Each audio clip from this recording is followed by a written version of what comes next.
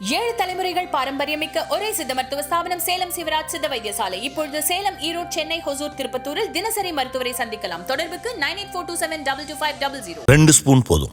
Line date syrup. இதுல iron, fibre, vitamins, நோய் எதிர்ப்பு சக்தி அதிகமா இருக்கு. Lion date syrup. நேரலை வணக்கம். இது சாணக்கியா. நான் உங்கள் அருண்.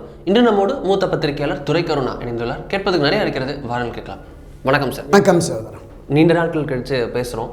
ரொம்ப முக்கியமான விஷயம்தான். அதிமுகவின் பொதுக்குழு முடிந்திருக்கிறது. தமிழகத்தின் பிரதான எதிர்க்கட்சி, எம்எல்ஏக்களை அதிக அளவில் வைத்திருக்கக்கூடிய கட்சி, அது ஒரு முக்கிய தீர்மானங்கள் எல்லாம் நிறைவேற்றியிருக்கிறது செயற்குழு பொதுக்குழுவில். முன்னதாக ஒரு 2 வருஷம் முன்னாடி அது நடத்திய அந்த கட்சி அதிமுக நடத்திய செயற்குழு பொதுக்குழு எப்பேற்பட்ட ஹெட்லைன்ஸ் இருந்ததுன்னு பார்த்தோம். இப்போது அதே போல் ஒரு கவனம் கிடைத்திருக்கிறதா? அதிமுக அந்த நியூஸ் பேப்பர் உட்பட ஊடகங்கள் உட்பட எல்லாத்துலேயும் ப்ரைம் ஸ்பேஸில் வந்திருக்குன்னு நினைக்கிறீங்களா? அனைத்து இந்திய அண்ணா திராவிட முன்னேற்ற கழகத்தின் ஒரு சம்பிரதாயமான பொதுக்குழுவாக தான் இந்த பொதுக்குழு நடைபெற்று முடிந்திருக்கிறது. அதில் ஒன்றும் பெரிய அளவில் இல்லை. ஒரு மிகப்பெரிய பரபரப்பும் எதிர்பார்ப்பும் இருந்தது இந்த பொதுக்குழுவில். என்ன காரணம்னா, இந்த பிரிந்து கிடக்கிற சக்திகள், திரு எடப்பாடி பாணியில் சொல்லணும்னா விலக்கி வைக்கப்பட்டவர்கள் மீண்டும் கட்சியில் இணைவதற்கான வாய்ப்பு, அல்லது அது தொடர்பான விவாதம், அது தொடர்பான தீர்மானம் வருவதற்கு வாய்ப்பு இருப்பு அப்படிங்கிற மாதிரி ஒரு எதிர்பார்ப்பு இருந்தது. அது நடைபெறவில்லை. பொதுவாகவே ஒரு செயற்குழு பொதுக்குழு என்று ஒரு அரசியல் கட்சியில் வச்சுட்டா உட்கட்சி பிரச்சனைகள், கட்சியின் வளர்ச்சி, கட்சியில் உள்ள சில முக்கிய பிரச்சனைகள், புதிய நிர்வாகிகள் நியமனம் அல்லது இருக்கிற நிர்வாகிகள் மீதான நடவடிக்கை, இப்படி பெரும்பாலும் 90% உட்கட்சியினுடைய பிரச்சனைகளை தான் செயற்குழு பொதுக்குழுவில் விவாதிப்பாங்க. திராவிட இயக்கம் தொடங்கிய, குறிப்பாக திராவிட முன்னேற்ற கழகம் தொடங்கிய 1949 பேரறிஞர் அண்ணா காலத்திலிருந்து, கலைஞர் கருணாநிதி காலத்திலிருந்து, புரட்சித் தலைவர் எம்ஜிஆர் தொடங்கிய அண்ணா திராவிட முன்னேற்ற கழகம், அது எல்லாமே அப்படி தான் இருந்தது. மரியாதைக்குரிய செல்வி ஜெயலலிதா காலத்திலும் கூட தொடக்க காலத்தில் 88, 89, 91 காலகட்டங்கள் எல்லாம் கூட அந்த செயற்குழு பொதுக்குழு ஒரு காரசாரமான விவாதங்கள், உட்கட்சி பிரச்சனை இருக்கும். அமைச்சர்கள் மீது குற்றச்சாட்டு சொல்லுவாங்க, நிர்வாகிகள் மீது குற்றச்சாட்டு சொல்லுவாங்க, அதுக்கு அந்த நிர்வாகிகளை பதில் சொல்லுவாங்க. அந்த மாதிரியான போக்கு இருந்தது. ஆனால் காலப்போக்கில் அது எப்படி ஆகிப்போச்சுன்னா, ஒரு 28 தீர்மானம், 27 தீர்மானம், ஒரு 32 தீர்மானம்னு புக்கை அடித்து வச்சுட்டு ஒரு அவைத்தலைவரோ அல்லது அங்கே இருக்கிற பொதுச்செயலர், துணை பொதுச்செயலரோ யாராவது ஒரு வரவேற்புரை, பொருளாளரை விட்டு ஒரு ஆண்டறிக்கை வாசிக்கிறது, அதோடு அந்த 28, 30 தீர்மானங்களையும் வாசிச்சுட்டு மத்தியானம் சாப்பாடு சாப்பிட்டு போயிடுறது அப்படிங்கிற மாதிரி தான் அண்மை காலமாக இருக்குது. அதனுடைய நீட்சியாக தான் எடப்பாடி காலத்து பொதுக்குழு செயற்குழு இருந்தது. அதில் ஒரு மாறுதலான பொதுக்குழு அப்படிங்கிறது நம்ம அந்த 2016 மரியாதைக்குரிய செல்வி ஜெயலலிதா மறைந்த உடனே திருமதி V.K. சசிகலாவை தற்காலிக பொதுச்செயலரை தேர்ந்தெடுப்பதற்கான ஒரு தீர்மானம் இருந்தது. அதுதான் பிரதான தீர்மானமாக இருந்தது. அடுத்த ஒரு 6-7 மாதத்திலே அவரை நீக்குவதற்கான ஒரு தீர்மானத்திற்கான ஒரு பொதுக்குழுவாக தான் இருந்தது. அதன் பிறகு தொடர்ந்து இந்த 2-3 OPS அவர்களை நீக்குவதற்கு ஒரு பொதுக்குழு அப்படிங்கிற மாதிரி இருந்தது. அப்போ காலப்போக்கில் அதிமுகவினுடைய செயல்பாடுகளிலேயே ஒரு பெரிய வித்தியாசம், மாறுதலை நான் பார்க்குறேன். ஏன்னா கிட்டத்தட்ட அந்த 52 ஆண்டுகளாக அதிமுகவோடு மிக நெருக்கமாக பயணித்து வருவன் என்கிற முறையில் தான் இதை நான் பதிவு பண்ணுறேன். அப்போ இந்த நேற்று நடைபெற்று முடிந்த இந்த பொதுக்குழுவில் மரியாதைக்குரிய அந்த கட்சியினுடைய பொதுச் செயலாளர் திரு எடப்பாடி பழனிசாமி ஆகட்டும், அல்லது அவரோடு பயணித்து கொண்டிருக்கிற நிர்வாகிகளாகட்டும், இவருடைய பேச்சு என்பது பொதுக்கூட்ட பேச்சாக தான் இருந்தது. பெரும்பாலும் பொதுக்கூட்ட பேச்சு மாதிரி தான். அவர் அசைக்க முடியாது, அவர் தான் வெற்றியில் போவார்னு. இவருமே பொதுவெளிகளில் பேச்சாளர்கள் பேசினதெல்லாம் தொகுத்து திரு எடப்பாடி பழனிசாமி நதி வெள்ளம் நீச்சல் அடிக்கிறதுங்கிறதெல்லாம், இதெல்லாம் பொதுவெளிகளில் பேச்சாளர்கள் பேசுகிற பேச்சு. செயற்குழு பொதுக்குழுவினுடைய அந்த முக்கியத்துவம், ஒரு அரசியல் கட்சியினுடைய பிரதான அம்சம் அதுதான் பொதுக்குழு தான். அதில் கட்சியினுடைய வளர்ச்சி, கட்சியினுடைய ஆரோக்கியம், கட்சி எந்த நிலையில் இருக்குது, அரசியல் கள யதார்த்தம் தமிழகத்தில் எப்படி இருக்குது, அதை எப்படி நாம் ஃபேஸ் பண்ண போகிறோம், இது தொடர்பாக பேசுங்க அப்படின்னு சொல்லி மாநில நிர்வாகிகளை 2-3 பேர் பேச சொல்லணும். மாவட்ட நிர்வாகிகளில் ஒரு மண்டலத்துக்கு ஒருத்தரா, தென் மண்டலம், மத்திய மண்டலம், மேற்கு மண்டலம், வட மண்டலம் பேச சொல்லணும். கட்சியினுடைய செய்தி தொடர்பாளர்களை 2 பேரை பேச வைக்கணும். அப்போ இப்போது இருக்கிற இந்த அரசியல் கள யதார்த்தம் என்ன என்பதை கொஞ்சம் வெளிப்படையாக பேசுங்க அப்படின்னா பேசுவாங்க. புரட்சித் தலைவர் எம்ஜிஆர் காலத்தில் அவருக்கு எதிராகவே செயற்குழு பொதுக்குழுவில் பேசுகிறாங்க. நம்ம பல பதிவுகளில் சொல்லியிருக்கோம். 1975 சிதம்பரத்தில் இவர் தொடர்ந்து சினிமாவுக்கு நடிக்க போகிறாரு, அதனால் இவர் அந்த பொறுப்பை பொதுச்செயலாளர் பொறுப்பை யார்ட்டையாவது ஒப்படைச்சிட்டு போகணும் அப்படிங்கிற மாதிரி ஒரு தீர்மானம் கொண்டு வர முடிவெடுத்திருந்தாங்க. ஆனால் அது முறியடிச்சிட்டாங்க. அது தீர்மானம் கொண்டு வரதுக்கு முன்னாடியே என்ன பண்ணிட்டாங்கன்னா, புரட்சித் தலைவர் எம்ஜிஆர் எழுந்து நான் கட்சியவே உங்களிடத்தில் ஒப்படைச்சிக்கிறேன், என் மீது அதிருப்தி இருந்தால் என்னால் இந்த கட்சியை வழிநடத்த முடியாது என்று நீங்கள் கருதுவீர்களே, ஆனால் நான் கட்சியை உங்கள்கிட்ட ஒப்படைச்சிக்கிறேன், நீங்கள் நடத்துங்க அப்படிங்கிற மாதிரி சொல்லிட்டார். ஒட்டுமொத்த பொதுக்குழு செயற்குழு எழுந்து நீங்கள் தான் கட்சியை நீங்கள் தான் கட்டுப்படணும், உங்களுக்கு எதிராக எந்த தீர்மானம் வந்தாலும் அதை நாங்கள் அனுமதிக்க மாட்டோம். உடனே அந்த தீர்மானத்தை மடித்து பையில் வச்சுட்டு போயிட்டாங்க ஒரு குரூப் வந்தவங்க. 76 பொதுக்குழு நம்ம சொன்னோம். அண்ணா திராவிட முன்னேற்றக் கழகம் அனைத்து இந்திய அண்ணா திராவிட முன்னேற்றக் கழகம் என்று பெயர் மாற்றியதற்கும், அண்ணாவின் உருவம் கொடியில் இருக்கிற அந்த உருவம் அதை கைகளில் ஒவ்வொரு தொண்டனும் பச்சை குத்தி கொள்ளணும் அப்படிங்கிற அந்த 2 தீர்மானங்களை எதிர்த்து அங்கே கோவை செழியன் பிரபல ப்ரொடியூசர் அவர், ஜி விஸ்வநாதன், உ பிள்ளப்பன், விருதுநகர் சீனிவாசன், நம்ம புலவர் இந்திரகுமாரி உள்ளிட்ட பலருமே பொதுக்குழுவில் கட்சியின் பொதுச்செயலாளர் புரட்சித் தலைவர் எம்ஜிஆர் முன்னிலையிலேயே கடுமையாக விமர்சித்து பேசுகிறாங்க. அதை ஏற்க மாட்டேன், அது காட்டுமிராண்டித்தனம், மாநில கட்சி இந்திரா காந்தி கலைச்சிருவாங்கன்னு பயத்தில் நீங்கள் பண்ணுறீங்க, அது தேவையே இல்லை, அந்த பயம் தேவையில்லை, தொடர்ந்து அண்ணா திராவிட முன்னேற்றக் கழகம் எங்கள் பேரிலே இயங்கணும் அப்படிங்கிற மாதிரிலாம் பேசுகிறாங்க. ஸோ அவங்க பேசுகிறதுக்கு ஒவ்வொருத்தருக்கும் பதில் சொல்கிறதுக்கு இந்த புறத்துலேயுமே ஆட்கள் இருந்தாங்க. எஸ்.டி. சோமசுந்தரம், நாஞ்சில் மனோகரன், காளிமுத்து, திருப்பூர் மணிமாறன், நம்ம பெருநகர மென்னால் சென்னை மேயர் செய்த துரைசாமி உட்பட ஒரு 6-7 பேர் இந்த பக்கம் புரட்சித் தலைவர் எம்ஜிஆருடைய நிலைப்பாடு சரியானது தான், இதை ஒப்புக்கொள்ள வேண்டும் என்று. அப்போ 2 தரப்பும் பேசி முடித்தோடனே ஒரு தீர்மானத்தை போடுறாங்க. அந்த தீர்மானம் வாக்கெடுப்புக்கு விடப்படுகிறது. புரட்சித் தலைவர் எம்ஜிஆர் முடிவு தான், ஏகோபித்த முடிவு, அதை தான் ஏற்கணும், அதை ஏற்காதவர்கள் வெளியே போகலாங்கிற மாதிரி வந்துடுச்சு. வெளியில் போனவங்க கோர்ட்டு கேஷன்லாம் போனாங்க, நாங்கள் தான் உண்மையான அண்ணா திமுக அப்படின்னு சொல்லிட்டு. ஆனால் அது நடைபெறவில்லை. இப்படி ஒரு ஆரோக்கியமான விவாதம். சரி, ஜெயலலிதா காலத்தில் கூட பார்த்தீங்கன்னா 2-3 பொதுக்குழு நான் போயிருக்கேன். ஹீரா சந்திரன் தென்னார்காடு மாவட்ட செயலர் இருந்தார். அவர் மிக கடுமையாகவே விமர்சித்தார். அமைச்சர்கள் அதிகாரிகள் எல்லாம் கடுமையாக விமர்சித்தார். அம்மா கொஞ்சம் கட்டுப்பாடாக கண்ட்ரோலாக நல்ல தொலைனா நம்ம வேறு மாதிரி போயிடுவோம் அப்படிங்கிற மாதிரி இல்லை. அடுத்த ஒரு பொதுக்குழுவில் இன்றைக்கு அமைப்பு செயலாளர் இருக்கிற சென்னையை சேர்ந்த ஆதிராஜாராம் அவர் சொன்னார், அமைச்சர்கள் யாருமே மதிக்கிறது இல்லை, கட்சிக்காரனை மதிக்கிறது இல்லை, தொண்டனை மதிக்கிறது இல்லை, நிர்வாகிகளை மதிக்கிறது இல்லை, ஒரு குறைந்தபட்ச மாறுதல் அது இதுன்னு போனால் கூட எதுவுமே அவங்க மதிக்க மாட்டேங்கிறாங்க. நான் இந்த சிபாரிசு கடிதம் கொடுத்து என் 2 லெட்டர் பேடை தீர்ந்து போச்சு, ஒரு காரியமும் நடக்கலை அப்படிங்கிற மாதிரி சொன்னார். இப்படி விவாதங்கள் நடந்தது. வாக்குப்பெட்டி வச்சுருந்தாங்க. வாக்குப்பெட்டியில் அவங்க கோரிக்கை பெட்டி, அதில் மாவட்ட வாரியாக வச்சு உங்களுடைய குறைகளெல்லாம் அதில் போடுங்கன்னு சொல்லிட்டு அதை நாங்கள் பரிசீலித்து செய்வோம் அப்படிங்கிறார். அந்த மாதிரியான ஒரு ஆரோக்கியமான செயற்குழுவோ பொதுக்குழுவோ கடந்த 2-3 ஆண்டுகளாக இல்லை என்கிறத நம்ம பார்த்துருக்கோம். அப்போ இந்த பொதுக்குழுக்கு முன்னதாக அந்த திரு எடப்பாடி பழனிசாமி தலைமையில் பயணிக்கிற அந்த 6 முன்னணி தலைவர்கள் வலியுறுத்தினாங்கள்ல, அதனுடைய நீட்சியாக அங்கே ஏதாவது பிரச்சனைகள் வரும் அல்லது விவாதிக்கப்படும் அப்படிங்கிற எதிர்பார்ப்பு இருந்தது. அதையும் தாண்டி அண்ணா திராவிட முன்னேற்றக் கழகத்தில் மாவட்ட வாரியாக கள ஆய்வுக்கு போனாங்கள்ல மூத்த அமைச்சர்கள், முன்னாள் மூத்த அமைச்சர்கள் கட்சியின் முன்னணியினர் போனாங்கள்ல. பல பகுதிகள் ஒரு 6-7 மாவட்டத்தில் நாம் கன்னியாகுமரி, திருநெல்வேலி, தஞ்சாவூர் பல இடங்களில் கலவரம் அடிதடி வரைக்குமே போயிடுச்சு. ஆமாம், அதனுடைய நீட்சியாக அந்த பிரச்சனை பொதுக்குழுவிலையும் எழுப்புவதற்கு வாய்ப்பு இருக்குது அப்படிங்கிற மாதிரி பேசப்பட்டது.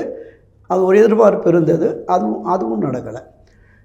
என்னன்னா, இப்போ இந்த பொதுக்குழுவை பொறுத்தவரை ஒரு 2400-2300 பேர் தான் பொதுக்குழு உறுப்பினர்கள். ஆனால் அதை தாண்டி 3000க்கும் மேற்பட்ட சிறப்பு அழைப்பாளர்களை கொண்டு வந்து அடைச்சிட்டாங்க. அதையும் தாண்டி அந்த செங்கல்பட்டு, சென்னை, காஞ்சிபுரத்தில் இருக்கிறவங்க ஏராளமானோர் கட்சி நிர்வாகிகளாக இருக்கிறவங்க, பொதுக்குழு செயற்குழு இல்லாதவர்களும் கூட உள்ளே போய் உட்காந்துருந்தாங்க. பொதுக்குழு செயற்குழு அழைப்புதல் வச்சுருந்தவங்க எல்லாமே வெளியில் நின்றுக்கிட்டு இருந்தாங்க அப்படிங்கிற. ஆக ஒரு முறையான பொதுக்குழுவாக இது நடைபெறவில்லை அப்படிங்கிறது அவங்களுடைய தாக்கமாக இருக்குது. வெளியில் வந்த பலருமே கட்சியை ஒன்றிணைத்து ஒரு வலிமையான அதிமுக திராவிட முன்னேற்றக் கழகத்தை தேர்தல் களத்தில் வீழ்த்துவதற்கு உரிய சக்தி நமக்கு கிடைத்து விட்டது அப்படிங்கிறத பொதுவெளியிலையும் கட்சி தொண்டர்களுக்கும் உணர்த்துவதற்கு இந்த விலகி இருக்கிற விலக்கப்பட்ட சக்திகள் ஒன்றிணைந்தால்தான் சரியாக வருங்கிற கருத்தாக்கம் அங்கிருந்து வெளியில் வந்தவங்களே சொல்கிறாங்க. என்ன பிரச்சனையோ மைய பிரச்சனையோ அது பேசப்படாமல் திரு எடப்பாடி பேசுகிறப்போ கடைசியாக சொல்லியிருக்காரு, நமக்குள் உள்ள கருத்து வேறுபாடுகளை மனமாச்சரியங்களை மறந்து கட்சி வெற்றி 2026 ஆட்சின்னு போகணுங்கிறார். நமக்குள் இருக்கிற கருத்து வேறுபாடுகளையும் மனமாச்சரியங்களையும் பேசி தீர்க்கணும்ல, அதுக்கு என்ன நீங்கள் நடவடிக்கை எடுத்தீங்க கேட்குறாங்க. இந்த மனமாச்சரியங்கள் என்பது உள்ளே மட்டுமே இருக்கிறதா, இல்லை வெளியில் அந்த மனமாச்சரியம் கருத்து வேறாடல் போயிருக்காங்கல்ல, இப்போ அவங்களும் வந்தால் தானே ஒரு வலிமை மிக்க சக்தியாக இருக்கும். நம்ம 2024 நாடாளுமன்ற பொதுத் தேர்தலுக்கு முன்னதாக மரியாதைக்குரிய திரு எடப்பாடி என்ன சொன்னார்? நாங்கள் ஒரு வலிமையான கூட்டணியை உருவாக்கி திமுகவை இந்த நேரம் வீழ்த்துவோம், கிட்டத்தட்ட 30க்கும் மேற்பட்ட தொகுதிகளில் வெற்றி மெகா கூட்டணியை கட்டமைத்து 30க்கும் மேற்பட்ட தொகுதிகளில் வெற்றி பெறுவோம், அதற்கான வியூகமெல்லாம் வகுத்துட்டேன் அப்படின்னாரு. இந்த வியூகம் வகுப்பதற்கு 2 வியூக வகுப்பாளர்லாம் கொண்டு வந்துட்டதாக பேசப்பட்டது. ஒருத்தர் ஜெயிலுக்கு போயிட்டு வந்தார், இன்னொருத்தர் ஏதோ வேறு இதில் போயிட்டுருக்காருன்னு நினைக்கிறேன். அவங்களுக்கு பல கோடிகள் கொடுத்து வியூகம் வகுத்து ஒரு வியூகமே பிரயோஜனப்படலை. கடைசியில் எஸ்டிபிஐயும் தேமுதிக மட்டும்தான், இந்த 2 கட்சிகள். புதிய தமிழகம் ஒன்று திரு கிருஷ்ணசாமி இணைந்து பயணித்தார். அப்போ அது ஒரு மிகப்பெரிய தோல்வியை தான் அடைச்சு. 23%. ஆமாம், அதனுடைய பாஜக கூட்டணி விட 5% அதிகம். அதுதான் அதனுடைய விளைவு. என்னென்னா, இதுவரையிலும் இந்த அண்ணா திராவிட முன்னேற்றக் கழகம் தொடங்கிய இந்த 52 ஆண்டுகளே இல்லாத அளவிற்கு மிகப்பெரிய சரிவை, பின்னடைவை, பெரும் தோல்வியை சந்திச்சிருக்கு. திரு எடப்பாடியை ஒப்புக்கொண்டது போல் அவர் சொன்னார்ல, ஐடி விங் மீட்டிங்கில் 10% வாக்குகளை இழந்திருக்கிறோம். நேற்று பேசுகிறாரு 5%, 1%, 2%. அடிக்கடி திரு கருணாநிதி தேர்தல் முடிந்த உடனே ஒட்டுமொத்தமாக நம்மளை வெறுக்கவில்லை, பாரு இந்த தொகுதியில் எத்தனை சதவீதம், இந்த இதில் 2%, 1.5%, 0.1% பாட்டுவார். அது இல்லை, வெற்றி தான் இலக்கு. அந்த வெற்றியை இழந்து விட்டோம். நீங்கள் இப்போ திருநெல்வேலியில் வெறும் 8000 ஓட்டு வாங்குறாங்க.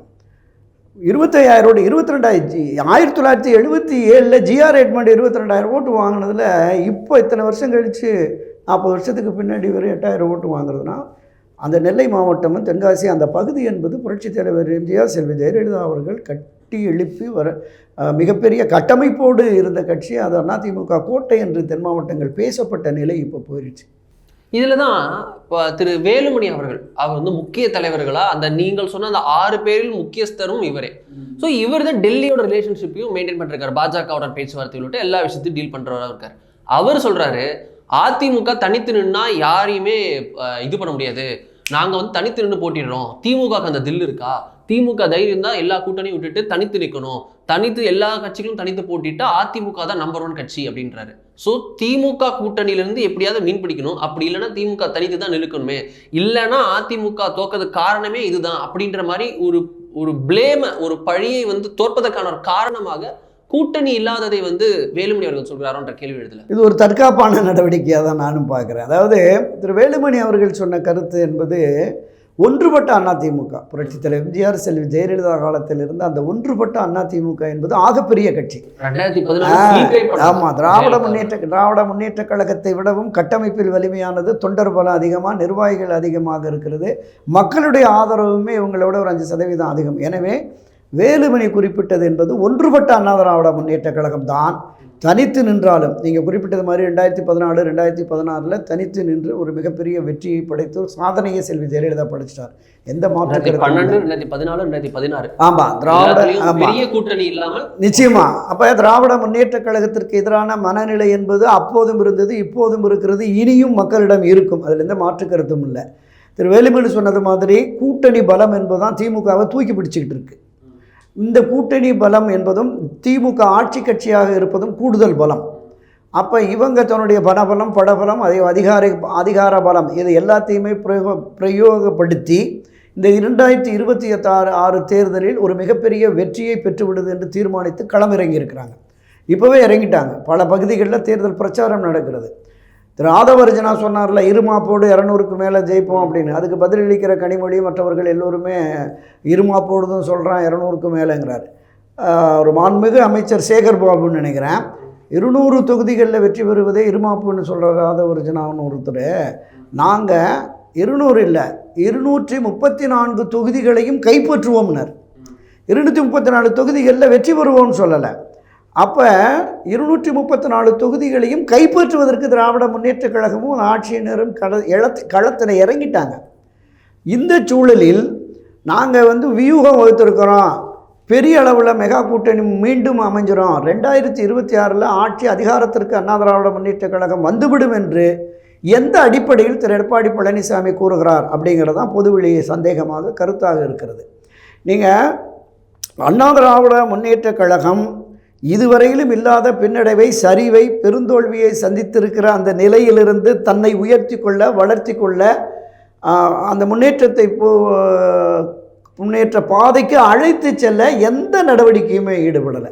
இதில் இப்போதைக்கு குறைந்தபட்சம் இங்கிருந்து பிரிந்து சென்ற திரு எடப்பாடி சொன்ன மாதிரி இங்கிருந்து விலக்கி வைக்கப்பட்டவர்கள், இந்த விலக்கி வைக்கப்பட்டவர்கள் அல்லது மனத்தாங்களோடு விலகி இருப்பவர்கள், அவர்கள் எல்லோரும் ஒன்றிணைந்தால் மட்டுமே அண்ணா திராவிட முன்னேற்றக் கழகம் மீண்டும் வலிமை பெறும். அப்படி வலிமை பெற்ற அண்ணா திராவிட முன்னேற்றக் கழகம் வருகிற பொழுது தேர்தல் களத்தில் திராவிட முன்னேற்றக் கழகத்தை வீழ்த்தி ஆட்சி அதிகாரத்திற்கு வருவதற்கு வாய்ப்பு இருக்கிறது. எனவே இவர்களோடு இணைந்தால் அங்கே இருக்கிற அந்த 6 தொகுதிங்கிறது நான் 10 தொகுதி, 12 தொகுதி, 15 தொகுதி, ஒரு 40 தொகுதி காங்கிரஸ்னு பெருமளவு தொகுதிகளை பற்றி வெற்றி பெறவும் வாய்ப்பு இருக்கிறது என்று கருதி திராவிட முன்னேற்ற கழகத்தில் இருப்பவர்களும் வரலாம்.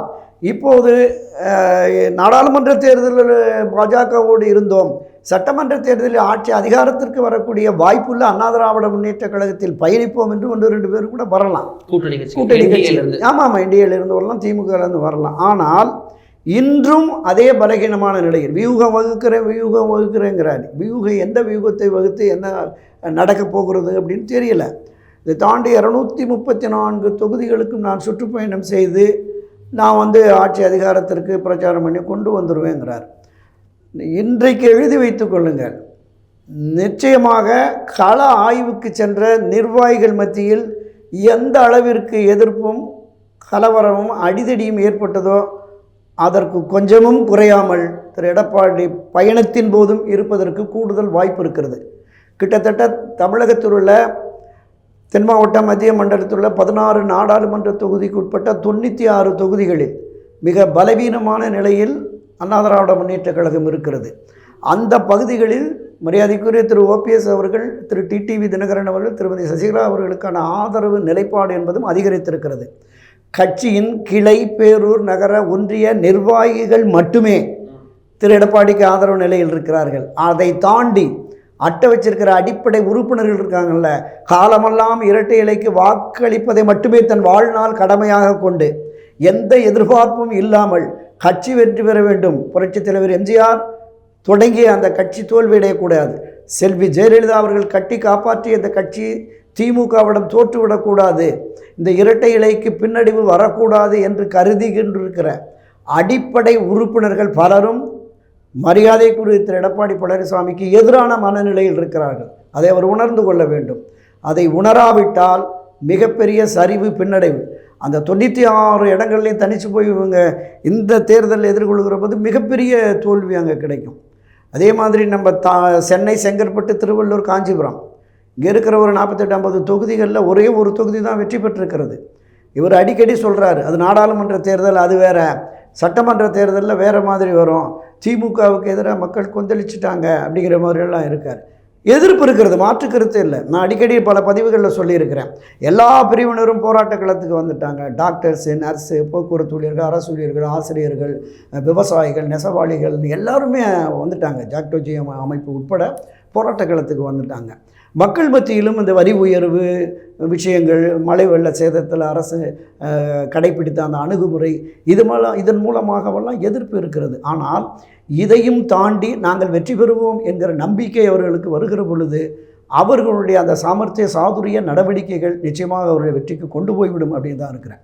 காலமெல்லாம் ஒரு 70-80% பெண்களுடைய வாக்கு அதிமுக வாக்காக இருந்தது, கொண்டு போயிட்டாங்க. உரிமை தொகை, பேருந்து இலவச பயணம் என்று புதிய வாக்காளர்கள், 18 வயது கடந்த புதிய வாக்காளர்கள், கல்லூரி பெண்களுக்கும், கல்லூரி மாணவிகளுக்கும், கல்லூரி மாணவர்களுக்கும் 1000 ரூபாய் உதவித்தொகை என்று அறிவித்து இளைஞர்களையும் தங்கள் பக்கம் கொண்டு போய்விட்டார்கள்.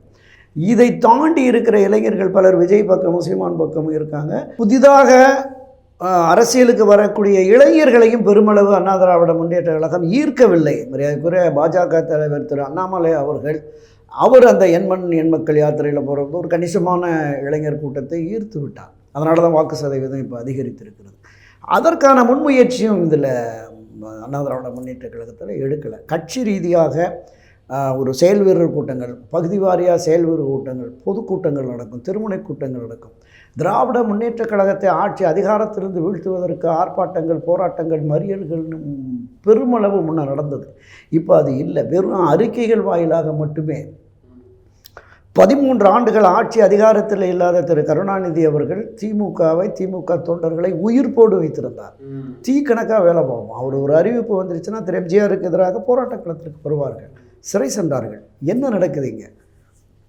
நடைபெற்று முடிந்த இந்த நாடாளுமன்ற பொதுத் தேர்தலில் 1 கோடிக்கு மேலே அதிமுகவினுடைய உறுப்பினர்கள் ஓட்டு போடலை. நீங்கள் பொதுமக்கள் அனுதாபிகள் அதை தாண்டி 88-90 லட்சம் தான் வாங்கியிருக்காங்க. 2,06,00,000 உறுப்பினர்கள் இருக்கிறாங்க. மனச்சோர்வு, இந்த கட்சி வெற்றி பெற முடியாதோ என்கிற அந்த பார்வை வந்து விட்டதுனால தான் திமுகவை எதிர்த்து களமாட வேண்டும் என்கிற தீவிரத்தன்மை தலைமையிலிருந்து தொண்டர் வரைக்கும் குறைந்து போய்விட்டது. இதையெல்லாம் பொதுக்குழுவில் நீங்கள் பேசி அதுக்கு நிவர்த்தி பண்ணணும்ல. என்னென்ன எதுவுமே பண்ணலை. ஆக திரு எடப்பாடி பழனிசாமி அவர்கள் தன்னை கட்சியின் பொதுச் செயலாளர் என்று நிரூபித்து அதற்கான வேலைகளை முழுமையடைஞ்சிட்டார். எந்த மாற்று கருத்தும் இல்லை. ஒரு அவசர செயற்குழுன்னு போட்டு அதுலேயும் எதுவும் நடக்கலை. இப்போ போட்ட அந்த சம்பிரதாய பொதுக்குழுவிலும் எதுவுமே நடக்கலை. எனவே இந்த கட்சியை வலுப்படுத்தி திமுகவை 2026 வீழ்த்த வேண்டும் என்கிற எண்ணம், உணர்வு இருந்தால் நிச்சயமாக அவர் வந்து இறங்கி வரணும். தன்னுடைய அந்த பிடிவாத போக்கை திரு எடப்பாடி தளர்த்தி அதிமுகவை வலுப்படுத்தினால் மட்டுமே 2026 வெற்றி பெற முடியும். இல்லை என்றால் ஒரு மிகப்பெரிய சரிவை, பின்னடைவை. நான் குறிப்பிட்டேன்ல, அங்கே ஒரு 96, இங்கே ஒரு 40, 50, 100, 150 தொகுதிகளிலே நமக்கு கேள்விக்குறியாக இருக்கிறது வெற்றி என்பது. அப்போ ஒரு 65 தொகுதி இருக்குது, அதில் 4 பேர் இங்கே வந்துட்டாங்க, 61 எம்எல்ஏ கூட இருக்கிறாங்க. இன்னொரு பங்கு நாங்கள் வெற்றி பெற்றோம்னா ஆட்சிக்கு வந்துடுவோம் அப்படிங்கிற மாதிரி எல்லாம் பேசுகிறாங்க. இன்னொரு பங்கு சரிவை சந்திப்பதற்கும் கூடுதலாக வாய்ப்பு இருக்குது அப்படின்னு தான் நான் பார்க்குறேன். ஓகே, இதில் நான் கேட்கணும்னு நினச்சேன்னா 2 முக்கிய தலைவர்களின் பேச்சு. ஒருத்தர் சி.வி. சண்முகம், இன்னொருத்தர் கே.பி. முனுசாமி. கே.பி. முனுசாமி அவர்கள் சொல்கிறார், மிக மூத்த தலைவர், அதிமுகவில் துணை பொதுச் செயலாளர் ஒருவராக இருக்கிறார். முன்னாள் அமைச்சர் ஜெயலலிதா அவர்களுக்கு வலதுகரம் போல் இருந்தவர். ஓபிஎஸ் அவர்களுடனும் இருந்திருக்கிறார், திரு இபிஎஸ் உடனும் தற்போது இருக்கிறார். அவர் சொல்றாரு, அதிமுக தொண்டர்கள் எல்லாம் நம்பணும். முதல்ல 2026 இபிஎஸ் தான் முதல்வர் அப்படின்றத நீங்க முதல்ல நம்பணும் அப்படின்னு தொண்டர்களுக்கு ஒரு வேண்டுகோள் போல, நம்புங்க நம்ம ஜெயிப்போம் அப்படின்னு சொல்றாரு. இது நம்ம எப்படி புரிஞ்சுக்கிறது? அப்பேற்பட்ட மூத்த தலைவர் இப்படி சொல்றது வந்து எப்படி டீகோட் பண்றது? இன்னொன்று திரு சி.வி. சண்முகம் அவர் சொல்றாரு, ஊடகங்களை நம்பி அதிமுக கிடையாது அப்படின்னு சொல்றாரு. ஊடகமும் நம்பல, தொண்டர்களுமே நம்பல அப்படின்னா அது வந்து முக்கிய தலைவர்கள் வாயிலிருந்தே வருதுன்னா என்னது? கள யதார்த்தத்தை முழுமையாக புரிந்து கொண்டவர்கள் தான் நீங்கள் குறிப்பிட்ட திரு சி.வி. சண்முகம், திரு கே.பி. முனுசாமி அவர்களும். இந்த 6 பேர் குழுவில் பிரிந்து கிடக்கிற சக்திகளை ஒன்றிணைக்க வேண்டும் என்கிற கருத்தை மிக ஆழமாக வலியுறுத்தியதில் திரு சி.வி. சண்முகமும் முதன்மையானவர் அப்படிங்கிற மாதிரி தான். நான் பல பதிவுகளில் குறிப்பிட்டிருக்கேன். இந்த 6 பேரில் 3 தலைவர்களை நான் நேரடியாகவே சந்தித்து பேசினேன். அந்த ஜூலை மாதம் 7ஆம் தேதி 6 பேரும் சந்தித்து 2.5 மணி நேரம் திரு எடப்பாடிகிட்ட வலியுறுத்தி இருக்கிறாங்க. அது உண்மை, முற்றிலும் உண்மை. ஆனால் அந்த 6 பேர் சந்தித்து என்னை வலியுறுத்தியதாக ஊடகங்கள் சொல்வது பச்சை பொய் அப்படின்னு சொல்கிறாங்க. அதில் அவங்க ரொம்ப வருத்தப்பட்டாங்க. 6 பேர் என்னை சந்தித்தாங்க, பிரிந்து கிடக்கிற சக்திகளை ஒன்றிணைக்கணும்னு சொன்னாங்க, நான் இப்போதைக்கு அது சரி வராதுன்னு சொல்லிட்டேன்னு சொல்லுங்களேன், உண்மையை சொல்லுங்களேன். அப்போ மூத்த தலைவர்கள் எந்த நம்பிக்கையின் அடிப்படையில் உங்கள் பின்னாடி பயணிப்பாங்க? அது ஒரு மிகப்பெரிய கேள்விக்குறியாக இருக்குல்ல. ஒரு அரசியல் கட்சியை வழிநடத்துகிற ஒரு மிகச்சிறந்த தமிழகத்தினுடைய ஆகப்பெரிய அரசியல் கட்சி அண்ணா திராவிட முன்னேற்றக் கழகம், புரட்சித் தலைவர் எம்ஜிஆர், செல்வி ஜெயலலிதா அவர்கள், அவருடைய அரசியல் ஆளுமை, பண்பு, அவருடைய நடவடிக்கைகள், அவர்கள் எந்த அளவுக்கு இந்த கட்சியை கட்டி காப்பாற்றி கொண்டு வந்தார்கள். ஒரு தொண்டனை கூட இழக்க மாட்டேன் என்று புரட்சித் தலைவர் எம்ஜிஆர் சொல்லி வெளியேறினவெல்லாம் வீடு போய் தேடி சொன்னாருங்க. இந்த 76 பச்சை குத்துற பிரச்சனை வந்தோடனே டாக்டர் HV ஆண்டே ஒரு ராஜினாமா கடிதத்தை எழுதி ராமவரம் தோட்டத்தில் போய் கொடுத்துட்டார். அந்த உதவியாளர் சத்யா ஸ்டூடியோவிலிருந்து புரட்சித் தலைவர் எம்ஜிஆர் வீட்டுக்கு வந்த உடனே உதவியாளர் கடிதத்தை கொடுக்குறார். உடனே காரில் போய் பார்ப்போம்னு சொல்லி ஷனாய் நகரில் டாக்டர் HV ஆண்டேவுடைய மருத்துவமனைக்கு போய் 1 மணி நேரம் அவரோட பேசுகிறார். உங்களுக்கு ஏன் இதில் பிடிக்கல? இல்லை, எனக்கு விருப்பம் இல்லை அப்படின்னு சொல்லி உடனே சொல்கிறாரு, ஒரு கட்சியில் இருக்கிறவங்க ஒரு உறுதிப்பாட்டோடு இருக்கணும் அப்படிங்கிற அடிப்படையில் விசுவாசத்தினுடைய அந்த வெளிப்படுத்துறதுக்கான ஒரு விஷயமாக தான் இதை நான் பார்க்குறேன். அதனால் அதில் என்ன பெரிய பிரச்சனை உங்களுக்குன்னு சொல்லிட்டு சமாதானப்படுத்துகிறாரு. ஏற்கனவே ஆனால் ஒரு 6 மாதம் ஒரு விஷயத்தில் திரும்ப வந்துட்டார். வந்து 80 ஒரு அமைச்சராக கூட 80-84 மக்கள் நல்வாழ்வுத்துறை அமைச்சராக இருந்தார். அது மாதிரி அதை நான் அடிக்கடி இப்போ சொல்லியிருக்கிறேன். தமிழ் மகன் ஹுசேன் வந்து தொடக்கத்தில் ராஜினாமா பண்ணுற போது தமிழ் மகன் ஹுசேனை இழக்க மாட்டேன்னு ஒரு பெரிய ஸ்டேட்மெண்ட் கொடுத்து பண்ணார். தன்னை திராவிட முன்னேற்றக் கழகத்திலிருந்து வெளியேற்றுவதற்கு மூல காரணமாக இருந்து தன்னை கடுமையாக விமர்சித்த நாவலர் நெடுஞ்செழியன், பாவு சண்முகம், ராகவானந்தா, காராசாராம், சேமாதவன் அவ்வளோ பேரையும் கொண்டு வந்து கட்சியில் பொதுச்செயலராக்கிறார், கட்சியின் பொருளாளராக்கிறார், அமைச்சர்களாக்கிறார். வெளியே போய் தனக்கு எதிரான அரசியல் கட்சி நடத்தின எஸ்.சி. சோமசுந்தரத்தை திரும்பவும் கொண்டு வந்து அரவணைக்கிறார். செல்வி ஜெயலலிதா அவர்கள் நால்வரணின்னு போன மூத்த நால்வர்கள் அவர்களும் மீண்டும் அழைச்சி அரவணைக்கிறார், கட்சியில் பொறுப்பு கொடுக்குறார். போட்டி அதிமுக, புரட்சித் தலைவர் அதிமுக, எம்ஜிஆர் அதிமுகன்னு அவ்வப்போது வெளியேறியவர்களை எல்லோரையும் அரவணைத்து ஒன்றுபட்டால்தான் ஒன்று வாழ்வு, ஒன்றுபட்டால்தான் கட்சி ஜெயிக்கும் அப்படிங்கிற அந்த பார்வை அவங்களுக்கு இருந்தது. அதற்கு ஒரு உதாரணம் தான் 89 தோல்விக்கு பிறகு ஜே அணி ஜா அணி இணைந்து 97 ஒரு மகத்தான வெற்றியை பெற்றார்கள்.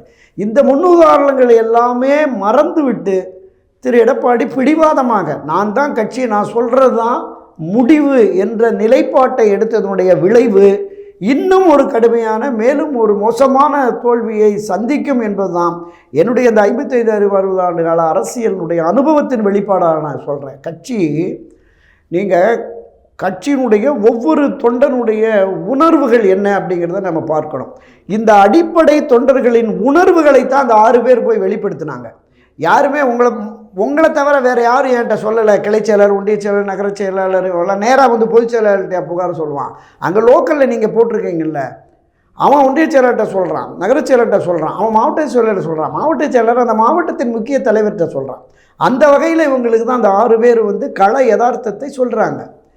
நீங்கள் அவங்களையும் புறக்கணிச்சுட்டு எப்படி நீங்கள் அரசியல் கட்சியை நடத்தி வெற்றி பாதையில் போக முடியும்?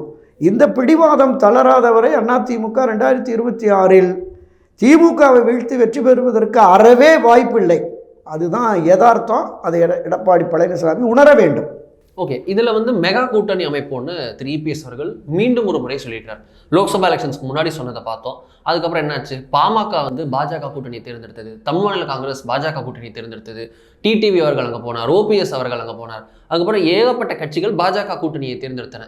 தேமுதிக பாஜக கூட்டணியுடன் பேச்சுவார்த்தை நடத்தி ஒரு கட்டத்தில் நிப்பாட்டி விட்டு முழுமையாக அதிமுக கூட்டணி அமைத்தது.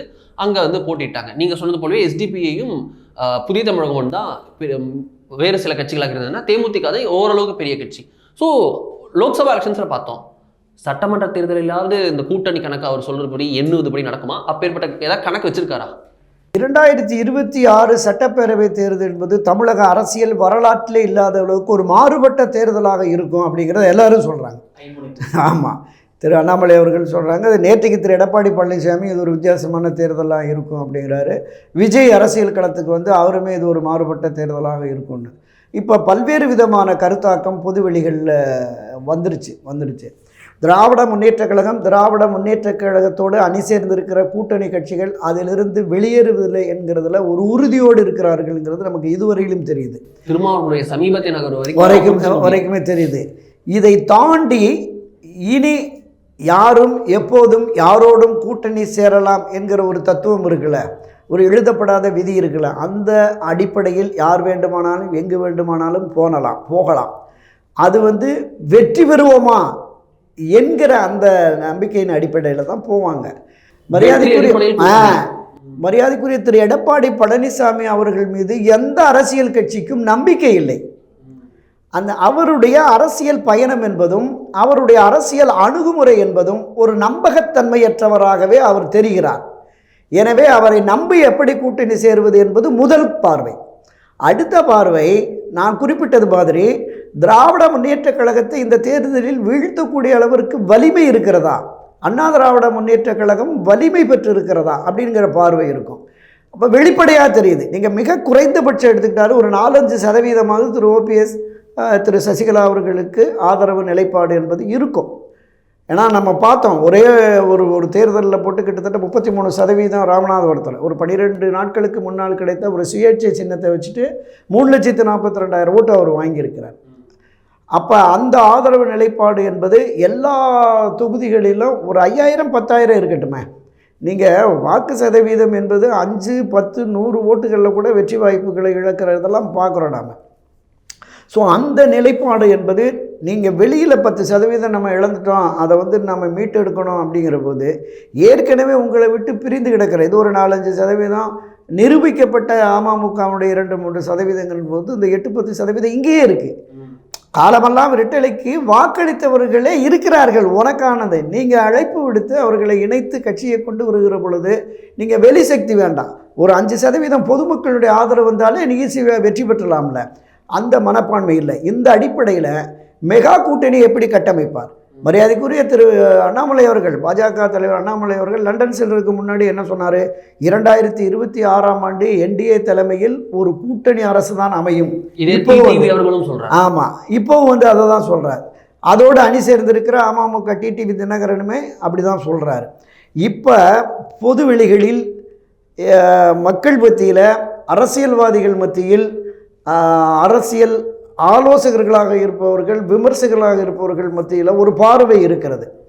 திரு எடப்பாடி இல்லாத அதிமுக என்கிற ஒரு நிலைப்பாட்டை எடுத்து அவரை தவிர்த்து அங்கு இருக்கிற மூத்த தலைவர்கள் ஓபிஎஸ், சசிகலா, தினகரன் ஆகியோரை இணைத்து இதுதான் ஒன்றுபட்ட அதிமுக என்று வந்து என்டிஏ தலைமையில் ஒரு கூட்டணி அமைச்சு ஒரு ஆட்சி மாற்றத்தை கொண்டு வருவதற்கான வாய்ப்பு இருக்கிறதாக ஒரு பரவலான கருத்து இருக்கிறது.